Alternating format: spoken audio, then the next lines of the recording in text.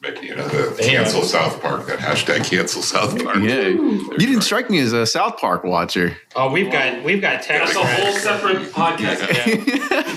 Yeah.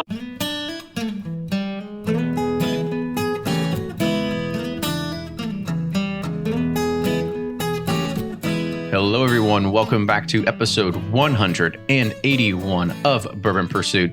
My name is Kenny, and I want to send a special message to say I hope that everybody had a fantastic holidays with their family, opening bottles, sharing bourbon amongst friends and family, and just hope you had a Merry Christmas all around.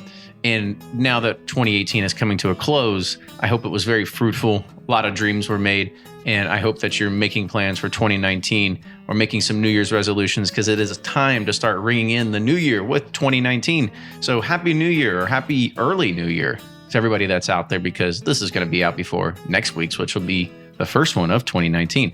So happy New Year to everybody that's out there. Maybe you should make a New Year's pledge to start spreading the good word of Bourbon Pursuit out there. I know we'd appreciate it. Now, just some more news that was happening with inside the realms of bourbon. This week, there was yet another fake Pappy Van Winkle spotting in the secondary market. It wasn't the first time. It's not going to be the last time. This just means that it's time for another public service announcement that you need to either break your old bottles or give them to somebody that is going to take the time to make them into candles, drill holes in them, to turn them into lamps. I don't know, whatever kind of craft or projects that you plan on wanting to do with them, but just don't be the person that sells their empties on eBay. I know it feels good to sell a lot B for $15, but it's not worth it, because that's going to get turned around. It's going to pretty much ruin somebody else's Christmas or holiday or birthday or whatever they're gifting it for. So just don't be a part of it, and don't forget that. We have to send a special shout out to our friends over at Breaking Bourbon for featuring our interview with them as we talk about our private label Pursuit series. And go ahead, go check it out. The link is going to be inside of the show notes, but it gives you an idea of where our vision is, of where we're going to take this, how we're distributing it, how we're trying to take on 100-year-old business of not going through distributors and trying to figure out how do we service an online first marketplace. So this is really where we're trying to break new grounds and try to do something new and unique versus something that is very traditional. So go and check it out. You can get it in the show notes, or you can go visit breakingbourbon.com. Now, today's guest, Larry Kass, first made an appearance back on episode 167. It was during the Bourbon Hall of Fame red carpet event where Fred pulled him aside and really just started asking him a few questions. For me, this was my first introduction to Larry, and Fred really shined a light on his accomplishments throughout his career. You're going to hear a lot of cool stories that are going to be coming from a small family-run operation that was Heaven Hill, that just had a few brands that then morphed into hundreds, and this is from the late 80s until today.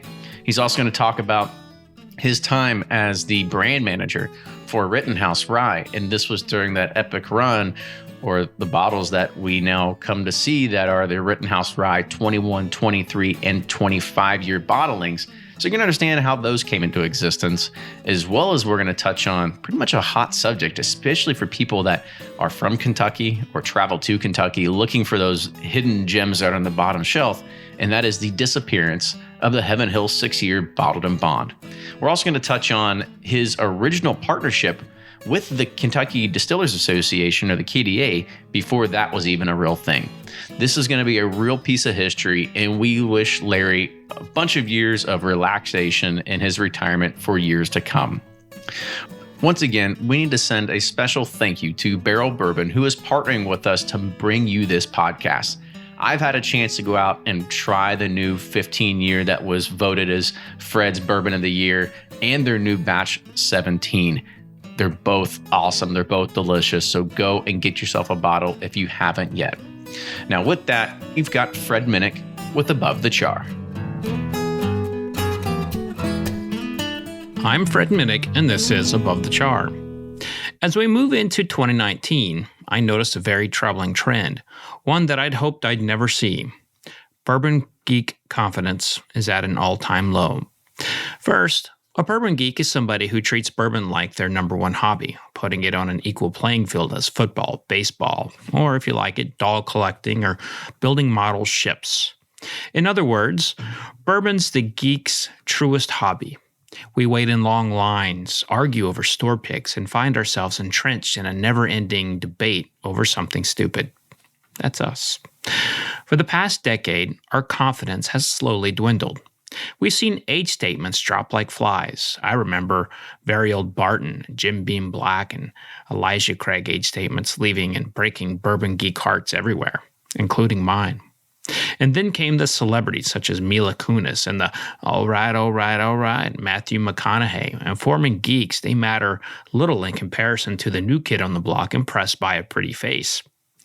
You've also came across marketing hype, backpedaling, and sometimes untruthful distillers and changing product, slowly chipping away at customer loyalty and confidence. But there's one factor above all that is putting whiskey lovers in the depression pits, and that's price. We've seen $25 products become $40, while limited editions, once $50, break the $200 threshold. And you have liquor stores getting their allocations, tripling their price well into the thousands. To add insult to injury, even if you have $300 to burn for an overpriced above MSRP Four Roses limited edition, you may not even find it. And so, many bourbon geeks find themselves searching for something affordable, only to be standing in an aisle looking at the basic everyday bottle of Woodford Reserve or Maker's Mark. Thus, the confidence begins to dip. And if the disgruntled bourbon geek leaves, there are 20 more to take their place and willing to spend whatever on the shiny new-to-them bottle. This is the new bourbon reality. Prices will continue to rise, and new people will pay them. The question is, will you, the bourbon geek, stick around? And that's this week's Above the Char. Make sure you're following me on Instagram and Twitter at Fred Minnick. That's at Fred Minnick. Until next week, cheers. Always find what you love at Total Wine & More. With so many great bottles to choose from at the lowest price, it's easy to find your favorite Cabernet or a new single-barrel bourbon to try with some help from one of their friendly guides. And with every bottle comes the confidence of knowing you just found something amazing. With the lowest prices for over 30 years, find what you love and love what you find only at Total Wine & More. Curbside pickup and delivery available in most areas. Visit TotalWine.com to learn more. Spirits not sold in Virginia and North Carolina. Drink responsibly and be 21. From their bar to yours, Chad and Sarah of the popular YouTube channel It's Bourbon Night bring you their favorite at-home old-fashioned mix with the new Elemental Elixir's Golden Hour Syrup. It's a custom-made syrup with notes of bold black tea, warm spices, and orange zest. All you need is your favorite whiskey and ice. No bitters needed. One bottle makes 16 drinks, so that's only $1 a cocktail before you add your own whiskey. They can also be enjoyed in other cocktails or spirits, mocktails, coffee, tea, and anything you can think of. It's crafted locally in Lexington, Kentucky, and you can get your bottle now at whiskeyambitions.com. Ed Bly and Rising Tide Spirits are back again with a new release of Old Stubborn Bourbon. And this release of Old Stubborn is a premium hand marriage of 10, 11, and 12-year cask strength, barely filtered pot still bourbon. It comes in at a staggering 123.8 proof. And the flavoring grain for this one, which the last one was wheated, but this time it's now rye. Rich, sweet, and bold with a long finish that's sure to be another eye-opener. You can order online at Sealbox or thebourbonconcierge.com, and you can even purchase in person at Revival Vintage Spirits, and even now with very few select stores in Kentucky. You can get it now while you can, but be sure to do it because it's not going to last long. Play Whiskey Wednesday, Round 11, the memory game. Until June 26, each week you could win one of our 12 incredible grand prizes. Select $2 at checkout. And if they match on drawing night, you'll win that bottle. Not a match? No worries. You still score a Weller 12-year. Every $5 ticket gives you 5 chances to win, including 4 weekly bonus prizes. Get your tickets now at give270.org. Charitable Gaming License ORG 0002703. Do you ever pour yourself a bourbon, swirl it around, and then start struggling to come up with tasting notes? And perhaps you're also looking for a good Father's Day gift idea. Well, you can now solve both with a kit from Knows Your Bourbon. And unlike other nosing kits on the market, Knows Your Bourbon kits feature real ingredients for the most authentic aromas. You can smell real Tahitian vanilla bean instead of some synthetic aroma that's just made from chemicals. So head on over to knowsyourbourbon.com and enter code BP10 for 10% off your order.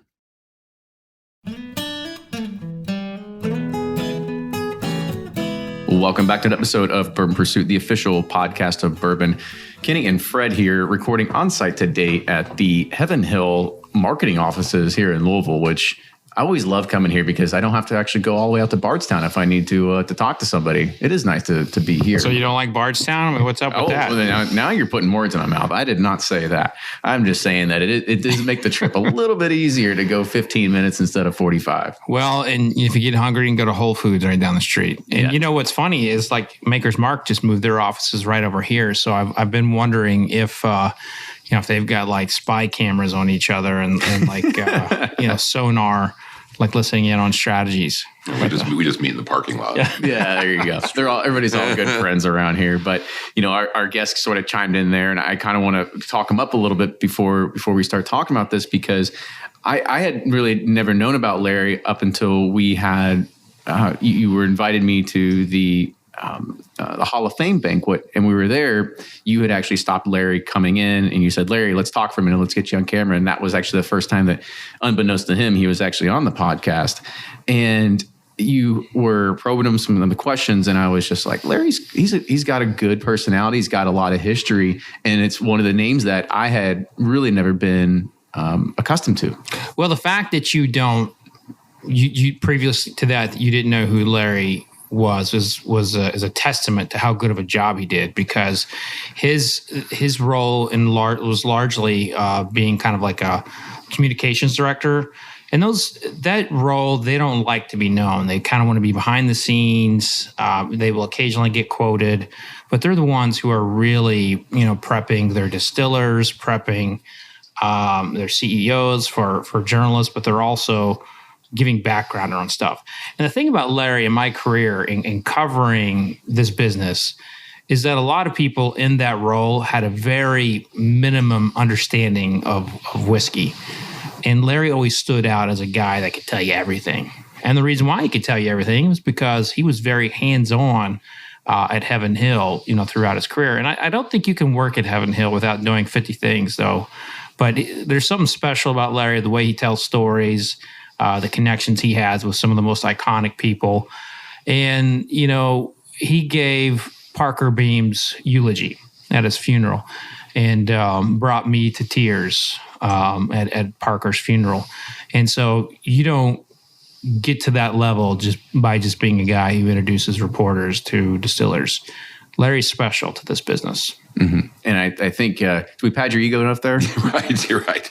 I don't know if there's going to be enough room for my head here anymore, but no, So let's go ahead and introduce our guest. So today we have Larry Kass on the show. So Larry, he said that he's done it all here at Heaven Hill. He's done PR. He's done brand management. He's done legal. It's hard to find a lot of the jobs that are behind the scenes that he hasn't had some point in doing. And he's also he's heading out the door too, really, really soon. And so we were glad that we were able to do this interview before his retirement to be able to kind of capture his story and the relationships he's built and really kind of share this with the bourbon world as well. So Larry, welcome to the show. Well, thanks. Great to be here. And I think it's best to start this at the very beginning. So talk about, before coming into Heaven Hill, did you actually have a fascination with whiskey or spirits or anything like that beforehand, or did you just have to kind of grow into it? Well, it would probably make a better story if I told you I did, but I won't lie. I don't lie. So, no, I actually moved to Louisville from New York for lifestyle reasons more than anything, and I was in marketing and advertising in New York, and continued when I got down here. I took a position with an ad agency. It's a fairly well-established ad agency in Louisville. And right about the time when I joined them, Heaven Hill did a fairly large acquisition as a result of Glenmore Distillers kind of being folded into UD at the time, now Diageo. They divested a number of brands. Heaven Hill bought a bunch of those brands and really kind of changed the company a lot. They just broadened their portfolio a lot. And at that time, Heaven Hill put their ad account up for review, and the agency that I was with won the account. So after a little while, by hook or crook, I ended up supervising the account. So then I started to learn a whole hell of a lot more about whiskey at that point, and ran the account for about 3 years at the ad agency, and then got the opportunity to come over and join the company in 1998. And in the ad agency world, going over to the client side is always kind of a dream. So and it's a great company, and I jumped at the opportunity to do that in 1998. When I joined, there were 3 of us in the brand management department. There was the director of marketing who hired me, and she handled all the white goods and sweet goods, and then she hired me to handle all the brown and aged goods. So I was brown and aged, and she was white and sweet. And we had one person that helped us out at the time.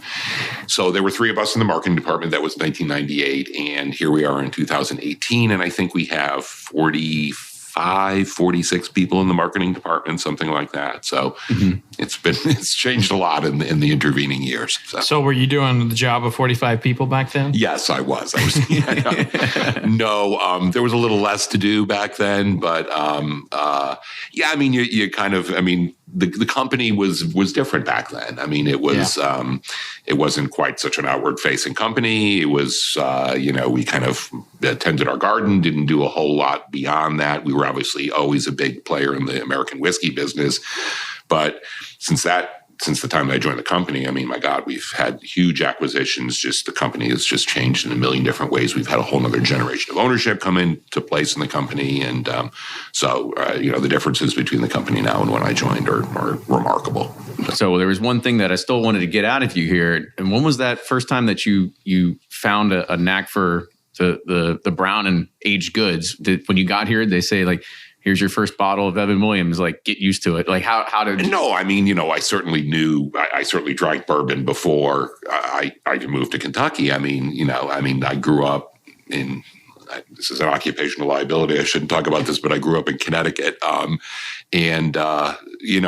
first associations with bourbon were always kind of, this is probably... No, it's okay. Everybody said it. You're right. Your first associations with bourbon are warm in a styrofoam cup outside a Charlie Daniels concert was kind of my first recollection of it. But yeah, I mean, I went to college and, I always liked whiskey. When you moved to Kentucky, even in 1998, obviously there was still a kind of a nascent bourbon culture here, not quite the way it is right now, but in Bardstown in particular, obviously it was very much the kind of meat and potatoes of the whole town. So I mean, I always liked the product. What I really came to love when I first got here and started in the industry was just the industry itself, the people. I mean, it was a different world back in 1998. I mean, it wasn't quite what it is now, but the people that I met, many of whom had been in the industry for decades, even back then, just made a great impression on me. It was a great community and interesting business. Who really stood out for you? Well, Parker was the first one that stood out, I guess, because he was the first one I met. But I mean, that was back when, the bourbon world was so much smaller, and Parker, obviously was very close with his relatives at Beam. And so I got plenty of chances to meet Booker and Fred back then, who kind of just stood by his dad's side most of the time. Elmer, and I mean, they were all around back then. And that was just the very beginning when we were starting to take these guys to New York, to Las Vegas, at least Parker and some of those guys. I mean, Booker kind of, had gotten out a little bit more because of the small batch collection. But I took Parker for the first time to New York, for the first time to Las Vegas, to these big whiskey shows that never existed before we really started. So it was always, for me, I remember back, it kind of was this sociological kind of experiment where we had these master distillers who had been working 40, 50 years in the business, never saw themselves as rock stars. A lot of them still don't see them. The ones that are left still don't see themselves as rock stars. And, we put them in this ballroom, and all of a sudden the doors opened up, and, all these people come in and start genuflecting at their feet. And it was an interesting experience. They still kind of couldn't quite get it. I remember Parker kept saying to me, "Don't these people have jobs?" Which always interested me a little bit. I mean, it was just a mindset that I've been doing this for 40 or 50 years. Nobody gave a crap about what I did for 40 or 50 years for all intents and purposes. I was a master distiller. I did it 24 hours a day, 7 days a week. And now all of a sudden, everybody really is interested in what I'm doing. And there was a sense of almost bewilderment amongst the old timers when this first started happening. But the sons got used to it pretty quickly. But the fathers, I think, they don't know what it's like to not be in the spotlight at this point. Kind of, yeah. But, these were guys that just fascinated me. I remember talking to years ago when I first kind of started to realize what these guys were. You had this kind of guild, these artisans, these craftsmen who did what they did, not because of the adulation and the, rock star aspect of it, but because this is what they were taught to do and had been doing most of their lives.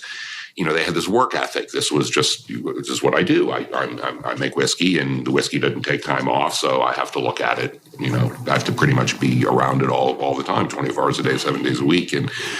And they just had this tremendous work ethic. I mean, Parker could never understand how people would not work hard. It literally just drove him crazy if people would goof off, if people weren't doing their job right. He just didn't get it because they came from this work ethic, that just this is what you do, this is what you're supposed to do. And it was a very different mindset. It was cool. It was a very cool mindset.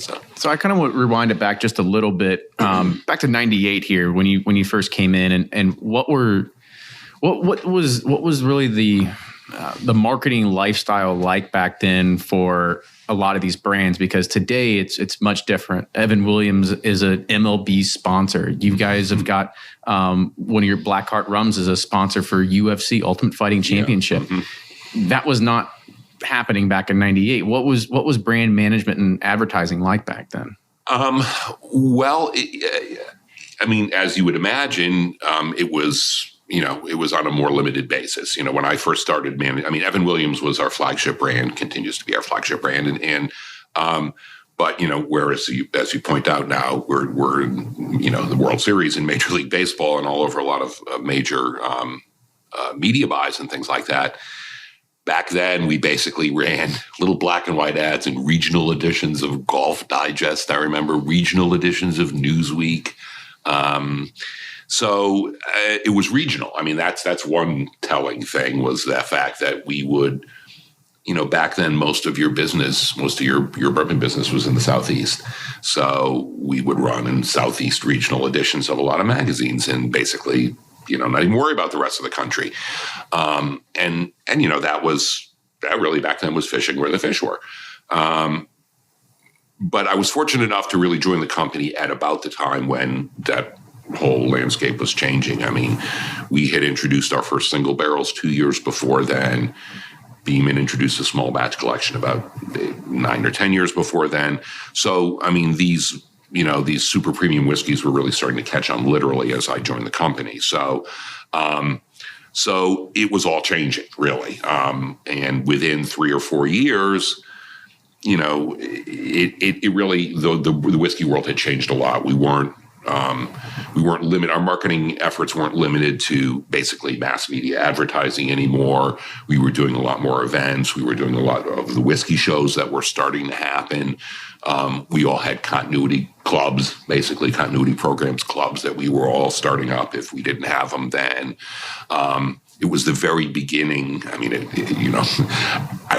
won't say it was the beginning of blogs and those types of things, but certainly birds of a feather were starting to flock together back then, and certainly the technology that followed made it much easier for that to happen. So, it was really just this, incredible transitional time in the business where not only was the product itself kind of starting to undergo a renaissance and become much more popular, but the means that people had to kind of follow their passions were also starting to change a lot. So it was just a fascinating time, and kind of to see what's happened in the whiskey world between 1998 and now is remarkable. So talk a little bit more about your role as a brand manager in some of these dark and brown spirits that you were talking about. So you owned all of them at that point, right? You were saying what all brands were there? Because we got Evan today. We've got Evan Williams. Hold on, we have a very short amount of time for this podcast. Right? Yeah, I know people. Evan Hill has a lot of brands. Oh yeah, that's one of my favorite. Well, that was one of my favorite lines that I hear from a writer is, I want to review all your whiskeys. And that's when I get a good chuckle about that. I said, okay, I'll get you get you a bottle of mixed Scrooges. You can write that up. But I actually managed not only the American whiskey portfolio, which it then was, it was a little bit more, not quite as many brands as we have now, but basically this same core brands. Back then, we actually also had, we were agents for Scotch whiskeys. We imported some nice single malts, Irish whiskeys. We were the first ones that actually did business with Cooley, now Teeling. So we imported their whiskeys originally. So I managed those brands as well. I also managed tequilas as well. So literally, if it was brown and aged, I got it. So I did have the opportunity to kind of cut my teeth on a broader category perspective than just American whiskey, though obviously, American whiskey, as we always say, is kind of the heart and soul of Heaven Hill and remains that way. But and really, it was a great opportunity for me to work on other whiskeys. Because you learn a lot just about the whiskey world, the differences between the whiskeys, and certainly, you can see how the kind of story arc of Scotch and Irish whiskey has developed. And, they were always kind of light years ahead of the bourbon world, maybe not so anymore. But so it was a really good opportunity to kind of see how the other whiskeys market themselves, how they organize themselves from a trade perspective. So I worked on all those brands and, but, whiskey, American whiskey at that time obviously was really, really catching on a lot. And so we were doing a lot of new product development. We were doing a lot of kind of outreach to consumers so that it really, there was just so much going on at that time. So, my brand management at that time was, like I said, it was keeping a lot of balls in the air, but I would say we didn't have probably the depth or breadth of marketing programs that we have now, particularly with obviously social media and the way it's kind of changed the whole landscape now. So, but at the end of the day, I didn't do anything different than a brand manager does now. You kind of figure out what is going to, make your consumers interested. And you were instrumental in pushing forward arguably one of the greatest sets of older ryes in the last 100 years. Tell us about the story of those older Rittenhouses and how you brought those to the forefront. Yeah, I mentioned that this was a kind of a really kind of a seminal time in how bourbon was changing, and definitely I was there when the whole rye world was turned on its ear. When I joined the company, we'd had two rye brands, Pikesville and Rittenhouse. There were really three of us that made rye back then. Buffalo Trace started to make rye about that time, but really it was Beam and Wild Turkey and us were the only ones that really matched rye. And, back then it was, as I like to say, it was a moribund category, to say the least. If you would go into a bar, they would often have a bottle of maybe Old Overholt somewhere behind the bar, somewhere, a dusty bottle of Old Overholt. But, there was very little interest in rye at that point. And by the time I started, 98, 99, 2000, the bourbons had the kind of specialty bourbons, single barrel, small batches, extra age bourbons had kind of really started to engage consumers' attention. And the kind of quest for something new, along with a lot of bartenders who took a very, very serious interest in rye and the historical cocktail kind of role that it had, started to create some interest in rye whiskey. And the three of us that made it, I remember back then we would mash rye one day in the fall and one day in the spring, and that gave us more than enough rye that we needed for the entire year. And I would imagine the other distilleries didn't make a whole lot more than that. But in the space of about 6 months, I actually remember doing a panel. It was in 2003, I think, right before Whiskey Fest New York, and Whiskey Magazine had put together a panel.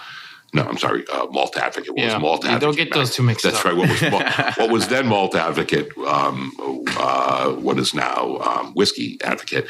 And they put a panel together to discuss kind of rye and what was happening with rye. It was a fascinating panel, actually. It was Jimmy Russell, it was Fritz Maytag, who had come out with his old Potrero not too long before then. It was Henry Price. It was a guy who had been with Beam for about 3 weeks at the time, named Bernie Lubbers. Never heard of the guy. Who didn't say very much at the time, as the only time I think I've ever heard Bernie not say much. And we basically, John Hansel and Lou Bryson talked to us just about kind of what was going on with the rye category. It seemed to be getting hot at the time, and why was that, and what was going on. And shortly thereafter, the three of us four of us at that time that made traditional rye, the kind of 51%, the Kentucky style rye, basically, it became very, very hard to find our products out there. We never had that much in distribution to begin with, and it didn't take a whole lot of kind of prodding on the part of bartenders and interested consumers to basically take all the stock that we all had out in the market pretty quickly. Of course, we started to make it more than 2 days a year, but we can make it as quickly as we want. We just can't age it any quicker, obviously. So you had the situation where there was this kind of shortage in rye for a while there, and interestingly enough, at that time, because there was a shortage in rye, that was the time when what I referred to at the time as the blending ryes, kind of American blending ryes, which were mostly MGP type stuff, and Canadian blending ryes, which were not the traditional kind of 51% Kentucky style rye, kind of got their opportunity there because there was a shortage of rye, and there was this rye whiskey available. It wasn't exactly like the traditional rye whiskey, but it was certainly good whiskey. And so you had this very interesting phenomenon where this kind of Canadian whiskey and American non-traditional rye whiskey kind of came in, and it was just everybody wanted rye at that time, and it was not much of it around. Of course, now we all make it. I think we make it at least once a month. We're worm mashing right now, so we're making it at least 6 times more than we were back then. But at about that was about 2005, I think. We'll take a step back. We and most of our competitors have bulk bourbon contracts with our distributors. It's a fairly traditional thing in the industry nowadays, whereby our distributors will basically they buy the whiskey in bulk as it goes into the barrel. It's like a future, and they own the whiskey. We age it for them. When we dump it, they get it, and any discrepancy between the cost that they're going to get it at will go into an advertising fund. That's traditionally how it works. And this is something that's been happening in the bourbon business for many years. We actually pioneered it back slightly after World War II, but it's something that everybody does now. We actually had a bulk rye contract with, not surprisingly, our Maryland distributor. And we noticed, this was kind of back in the days before we had radio RFID tags on all our barrels, and we kept everything in ledger books, and we were known to lose track of barrels every once in a while back then. But they started to notice that we had a number of aged rye barrels that were starting to build up. And the story there was that these were basically barrels that belonged to our Maryland distributors in the bulk deal, but they did not dump because they didn't need them at the time. So we realized we had about 100 barrels of whiskey that at the time, I think, the time we first discovered it was probably 19 or 20 years old. And fortunately for us, it was at low storage, and it was really good. So we kind of said to them, hey, kind of 100 barrels of this. You guys, if you don't want it, we'll be happy to buy it back from you. So that's what we did. It was kind of an interesting little kind of microcosm of the rye world that was starting to become so popular. But the distributors kind of, they hadn't caught on at that point, maybe. Well, they're the ones that actually are sending the bottles out to retail. So certainly they didn't. It's not like they were ignorant that rye was getting hot at the time, but basically they didn't have need for these barrels at the time. So we bought these barrels back, and we did 3 releases of them, about 33 barrels each, in of a 21-year-old, and then 2 years later, a 23-year-old, and 2 years later, a 25-year-old. And, there were some of the earliest kind of super premium ryes that were around. They were outstanding. I remember Jim Murray in his whiskey Bible. I had this kind of running joke with him where he maintained that if he was going to review a single barrel, in order to accurately do that, he would have to review every barrel. So he actually asked me, like, can you send me all the single barrel samples from Evan Williams single barrel, which of course at that time was, I don't know, we dumped maybe 300-400 barrels a year. Yeah, I was like, get out of here. It's not going to happen. 300 samples. But I was like, hey, wait a minute, this is my opportunity maybe to do this. So I sent him samples of all 30 some odd barrels of each dump, and damned if he didn't review every single barrel in his whiskey Bible. He's got like 4 pages of literally every barrel he reviewed.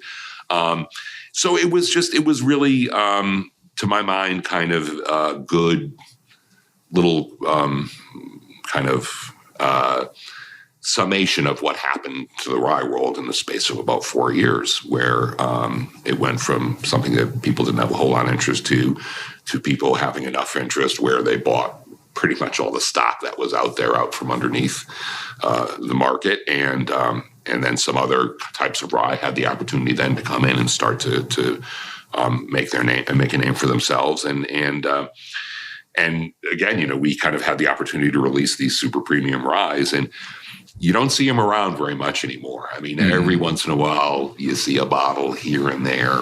I've been able to buy a few here. Yeah, you don't see them around very much anymore. We never did much to begin with, and now, of course, with a fairly active secondary market, they're pretty high. What do you think of the secondary market? Well, let me put my government affairs hat on. We're trying our best. We worked hard with a lot of different entities in the trade and in government to get a vintage spirits bill passed that creates a opportunity for a legal secondary market. So, I guess my answer here in front of the camera and everything was my preference would be that people would go through the legal secondary proper channels that has been created for it in response to the demand for it. So I'm not sure that's going to happen, but I guess I would file it under a nice problem to have at the end of the day. I mean, it's nice that people want, fine. It amazes me, I'll say this, when I go on something and I see somebody wanting to sell a bottle of 1987 175 plastic JTS Brown. It amazes me. Do you all go on there to study it, use it as market data? I mean, a little bit. I mean, you kind of want to see what's going on there. So we do. We look and see what's going on, what people are interested in, what prices, what prices things are getting. We also just, kind of use some of those social media things as kind of market intelligence, market research. Mm-hmm. More than once, I've probably pissed off a lot of consumers because I've seen somebody post something about a ridiculously low price for one of our brands, and I'm like the guy who raises his hand and says, "Teacher, you forgot to assign homework," because I get on and I say, "Why are we selling Elijah Craig for $16 in Wisconsin? We should be selling it that cheap. That's not good for the brand." So we use it for that too. Is that a little bit as to why, going onto that, something's too cheap, or inexpensive? Is that why we saw into our beloved Heaven Hill bottled and bond 6-year-old?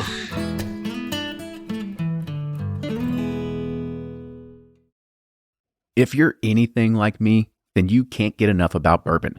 And that's why I'm a subscriber to Bourbon Plus magazine. Bourbon Plus is a quarterly publication that tells the stories from the heart of bourbon, the farmers who grow the grain, the distillers who labor over the process, and the people like you and me who raise their glasses to celebrate it all. Subscribe to Bourbon Plus magazine today at bourbonplus.com, that's PLUS.com, and use code PURSUIT at checkout for $5 off your subscription. Shopify's already taken the cash register online, helping millions sell billions around the world. But did you know that Shopify can do the same thing at your retail store? Give your point-of-sale system a serious upgrade with Shopify. Shopify's point-of-sale is your command center for your retail store.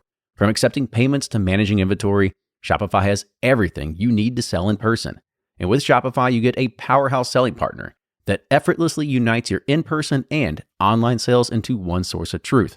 Track every sale across your business in one place and know exactly what's in stock. Connect with customers in line and online.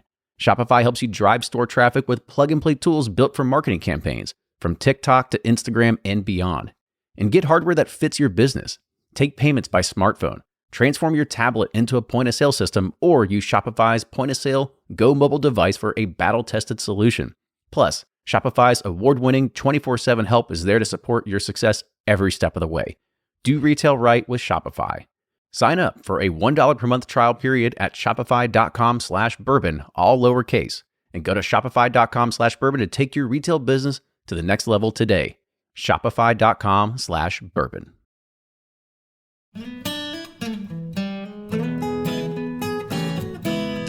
We should be selling it that cheap. That's not good for the brand. So we use it for that too.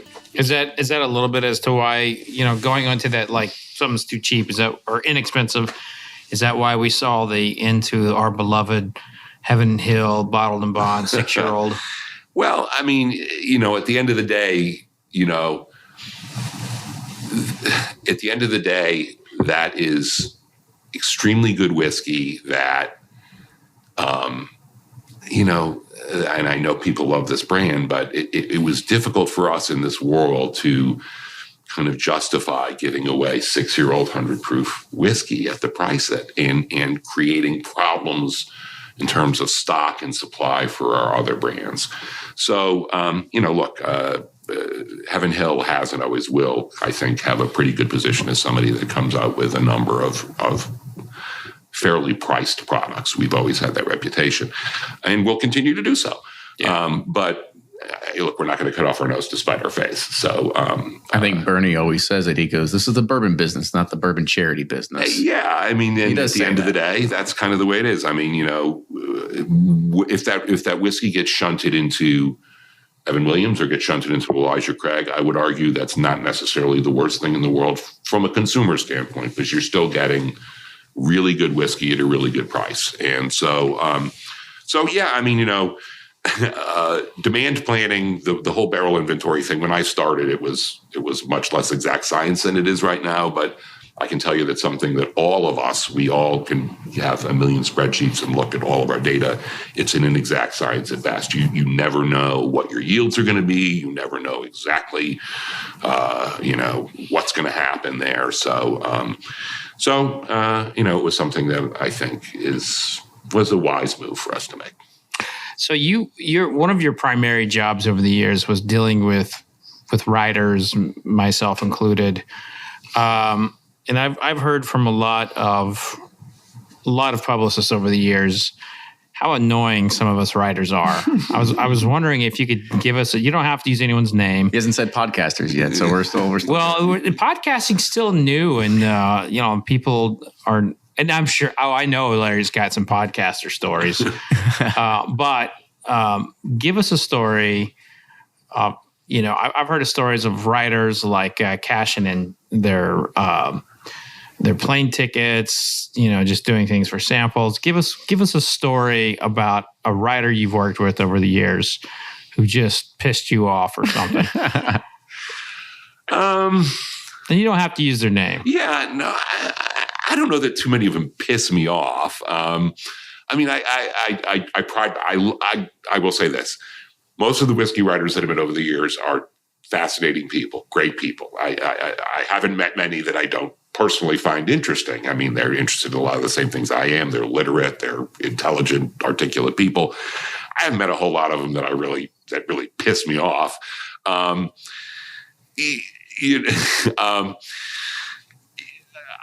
I'm trying to think, I will say this, and you may have heard me say this story one time, and I won't use a name, but this is one of the most esteemed whiskey writers of all time who visited us in Bardstown one time. And he was on in years a little bit at that point, and he had been traveling a lot, I'm sure. And he sat down to interview Parker and I. And every time Parker and I looked over at him, his eyes were rolling back in his head, and he was basically falling asleep during the interview. So it was it was just a little strange that he'd come to interview us and seemed to be falling asleep while he was interviewing us. So I'll never forget after I finished, and actually I think I mentioned this in Parker's eulogy.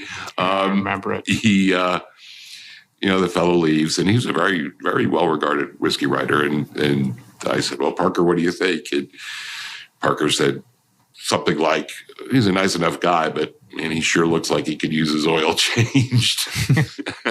So, and as a typical Parker fashion, I said, yeah, that's pretty much, I agree with you there, Parker. You look like he could have an oil change. So, yeah, I mean, a lot of the writers will, some of the writers will try to be, kind of create some controversy, ask questions that they think are provocative, but that's fine. I mean, I have no problems with that. Several writers I know have kind of former investigative journalism backgrounds, so that's kind of where they come from. And let's face it, at the end of the day, there's a lot of cloak and dagger, smoke and mirror bullshit that goes on in this business that probably you need to ask some questions, hard questions. And about. Heaven Hill gets in the center of that sometimes, like when the age statements are dropped and. Well, yeah. You guys, sometimes you get in the middle of all. Well, yeah, sure, you can't help it. I mean, that kind of comes along with the territory of people following you. So, but I mean, I will say this: I feel kind of proud that we've tried not to be duplicitous when we do things. I mean, if we drop an age statement, we're not going to make up. I mean, we're dropping it. The reason we dropped the age statement on Elijah Craig was that we would have to have reduced the amount of Elijah Craig that would have been available in the market over the next 3 or 4 years by a ridiculous amount. Yeah. And that just didn't make sense to us. We said, we're going to remove the age statement, keep it 10, 11, 12 years old, but this way we don't have to have 30%. I mean, it just makes sense for us to do. Now, when we look at this is where like now we're not talking about writers here. We're talking about like the social media world, where we have all the cloak and dagger rumor mills and all that going on.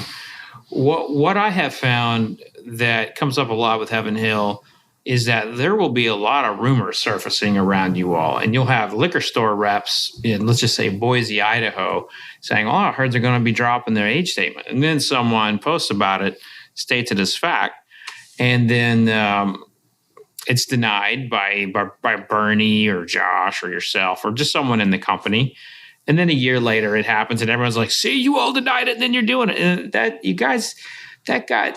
That's where the little bit of the bad PR in the geek world, I think, comes in for you all. Is that you sound like Trump a little bit? Like we got to find the leak. Who's the leak? Yeah. Well, yeah. I mean, look. I mean, Elijah Craig. If Elijah Craig, I don't think. By taking the age statement and moving to the back label, I don't think anybody really had a whole lot of questions as to the fact that was at least protecting us if we had to lose the age statement. So I mean, you remember how hurt I was after that. I was hurt for so long because that was my go-to. It was my Elijah Craig 12-year-old. You used to talk about it. I still tear up about it sometimes. But now, you know what? Couldn't get him out of the house. He was sitting there just eating snacks and alone in his underwear, just crying about it. That's too much. Well, I mean, the interesting thing that I found with Elijah Craig anyway is that we've just recently in the past year or so started up our private barrel program on Elijah Craig again. And of course we had, full barrel programs on everything way back, a number of years ago and pulled back from this completely. And now we've made Elijah Craig available again. And generally when we will do a private barrel selection of Elijah Craig, we'll pull 10, 11, 12-year-old samples. And I can say this till I'm blue in the face, and it probably will still never get me a whole lot of traction in the greater world. But more often than not, people will not pick a 12-year-old. And it's not like we're stacking the deck there. Yeah. So, I will say this. People tend to have a pretty strong knee-jerk reaction if we say, oh, my God, the age statement's been removed. We can tell them, and it's absolutely true, that it's still 10, 11, and 12-year-old whiskey, just like when we removed the age statement from Evan Williams Black many, many years ago. It was a 7-year age stated. It remained 5, 6, and 7-year-old whiskey. So, at the end of the day, the proof is in the pudding. Taste the whiskey. I mean, it's still extremely good whiskey, and it's still at a minimum 10 years old. So, Look, the Heaven Hill one, we probably could have done a little better. I will tell you that, just because I think we should have communicated that quicker. Yeah. But look, the nature of the beast in this business is you've got a very, very long sales pipeline here. It's a 3-tier system. Stuff moves through the pipeline at its own rate, and that's just one of the untidy things about the business. So I tasted one of the years. It was after the age statement had left, and I'm a judge at San Francisco World Spirits Competition. I have no idea what I'm tasting, and I come across one of the bourbons. And I was like, oh, that's so good. I got to find out what this is. It didn't end up winning best bourbon, but for that flight, it was like one of my picks for top 5 to win the whole competition. And when we unveiled the towel or whatever was over it, it was Elijah Craig small batch. Mm-hmm. And so that was my moment. Was like, all right, fine. I'm finally over it. So. Yeah, look, and you make a great point there, which is that, blind tastings. That's where it's at. Look, we all are biased. We all bring bias into things in conscious or subconscious ways. So we never fail to be amazed when we do blind tastings here, triangle tastings here. You just, it lays it bare. So I do have one question. I kind of want to wind it back to probably the earlier days, because this was also a time when Heaven Hill would release a lot of stuff to Japanese and export markets of some super high age stuff. Mm-hmm. And like one that always kind of came up, that at least when I really started getting into this, I saw Martin Mills 24 year. And good one. And I'm thinking of this. I was like, man, I really want to try this one day. And now it's never probably going to happen. But kind of take us through those days of when you had this really old age whiskey and you had a market, but what was the thought of just everything go export? Why nothing domestic? Anything like that? And about the brand themselves, because from what I understand, it was just some made up name that never really meant anything. Like I don't really know much about it. Well, some of these brands that we use for export are actually real old brands. Like Daniel Stewart, Martin Mills. Those are actually brands that preceded us, that we acquired from other companies at some point. So they're actually fairly old brands. But those types of the Evan Williams 23-year-old initially, which was only in Japan, and we had an Evan Williams 12-year-old red label. We had an Evan Williams maroon label 15-year-old that were also only for the Japanese market. The bottom line with those was that was a market that would pay a ton of money for super premium whiskeys when there was no super premium whiskey market here in the U.S. for all intents and purposes. So we, back in the 80s, late 70s, 80s, kind of created these labels. It's kind of like what Blanton's did. When the first single barrels came around, that was for the Japanese market, because the Japanese and, the Asian market in general, gifting and, kind of the VSOP cognacs, the XOs, the single malt scotches. This was an important category for status for gifting in a lot of cultures. And so Blanton's was kind of created initially as that type of expression of American whiskey that they could kind of say was an XO cognac or a single malt scotch. So similarly, we would sell some fairly old whiskeys into Japan because the market would pay a tremendous amount of money for those brands. I'll never forget, I actually was responding to an email from one of our sales reps who has got a club that's coming in, and they're bringing a bunch of old Heaven Hill bottles with them. So he was asking me these information he asked me about the Evan Williams 12-year-old and Evan Williams 23-year-old. And I relayed a story, which I'll tell you now, which was, this was probably 15 years ago. Our sales rep for Europe at the time, who was based in London, came in and he brought with him the whiskey list from a really nice style bar in London that's still around, a very, very well-known on-premise account. And they had American whiskey section, and they had prices for a 1 or 2 ounce pour, and then for the whole bottle. And he brought it in with us, and he said, somebody is either parallel shipping our Evan Williams Blue 23-year-old into the UK, or somebody's just brought some bottles in and put them for sale at this bar. And we noticed that they were selling the bottle for £600. Wow. And I think at that moment, Max said, we're going to distribute this in the UK. So we started to ship some to the UK at that point. I also think we started to ship a little bit to La Maison du Whisky in France. And about 3 years after that, we opened up the Bourbon Heritage Center in Bardstown as our first visitor center, in conjunction with the reason we and basically everybody opened visitor centers at about the same time was they passed the souvenir. They passed a law that basically allowed us to sample and sell product on premise, which was a game changer for all of us. So we in planning the Bourbon Heritage Center, we wanted some really great special offerings that we could do that. So for the first time, we offered that Evan Williams 23-year-old in the United States through that visitor center. Mm-hmm. So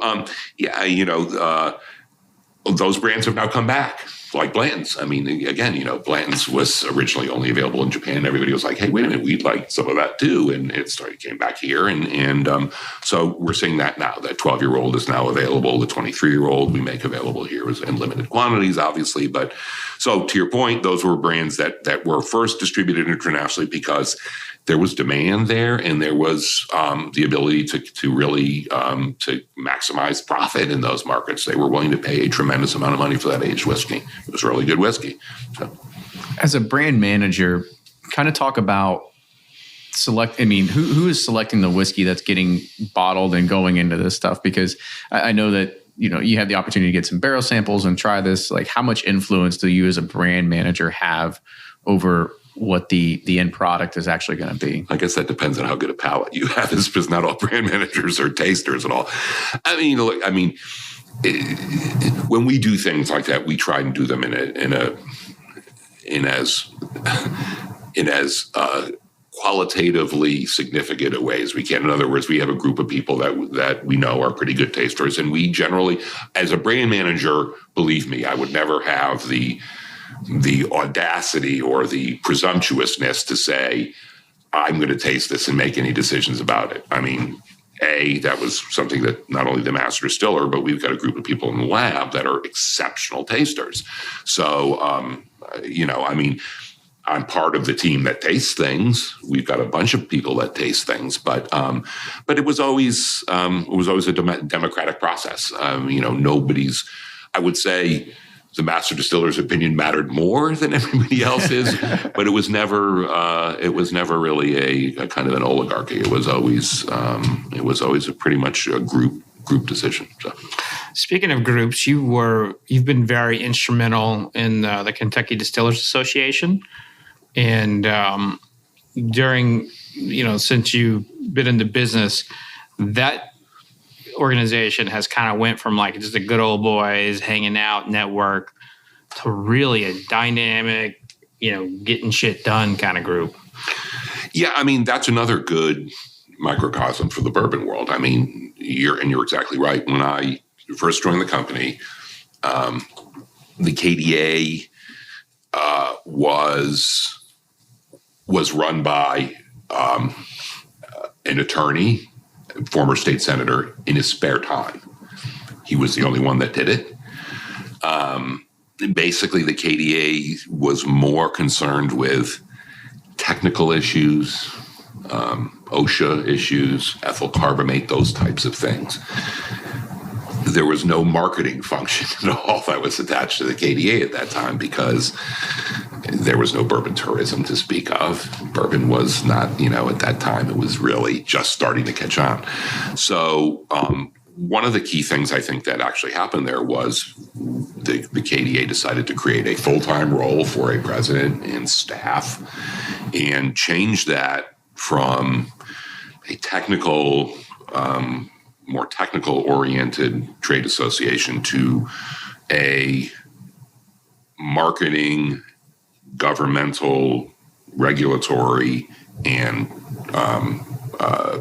technical group. So, again, I think that's in response to kind of the changes in bourbon.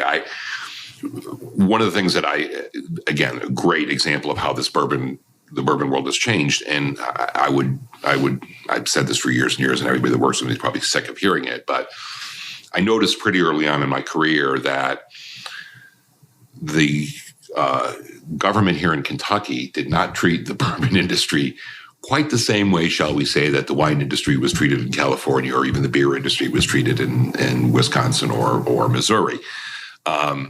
It was never a very supportive relationship. There was somewhat of an adversarial relationship there. That all started to change, not surprisingly, as the product started to really grow. Not just the product growing in terms of bottles and taxes that came from it, though that was clearly important. But I think it was the tourism side that really kind of opened a lot of people's eyes when, in '99, we created the Bourbon Trail. KDA created the Bourbon Trail. The KDA, all it had to do was say, there is a Bourbon Trail. It's not like we marketed it at all. I think we produced a brochure, that was it. But at that time, again, and looking at kind of how the bourbon world was exploding, there was this huge desire for people to kind of do this pilgrimage to find out what their distillery was like and their master distiller was like. So at that time, again,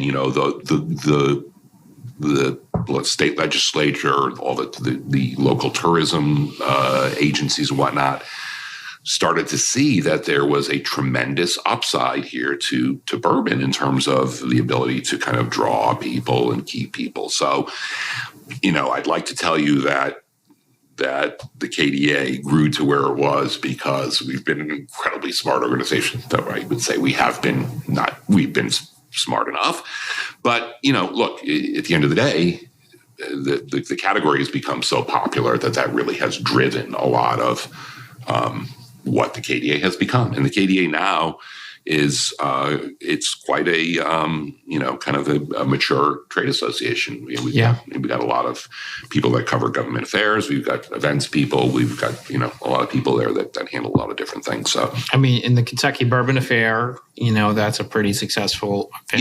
Yeah. This was something that the kind of KDA had on our strategic list forever was kind of creating our own industry event and I could talk about the Bourbon Affair. I just think it's totally cool because we do these great kind of inside baseball things that you couldn't get anywhere else. So yeah, I mean, again, all these things to my mind really kind of underscore, at the end of the day, as bourbon has become so much more popular and has drawn attention, dollars, all that interest.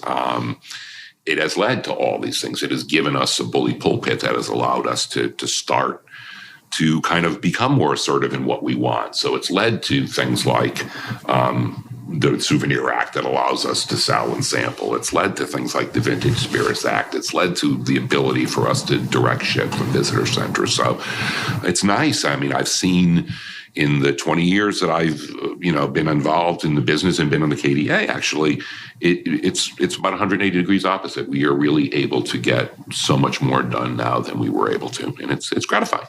Yeah. I think is kind of one way to sort of wrap this up is kind of just think about the past of how long you've been inside of the bourbon and whiskey industry and the influence you've had on, as well as maybe the influence it's had on you. So as you're getting ready to go off into retirement here, do you think that you'll be able to just kind of like leave bourbon and put it in your rearview mirror? Or is it always going to have some sort of special place in your heart? No, I mean, for sure.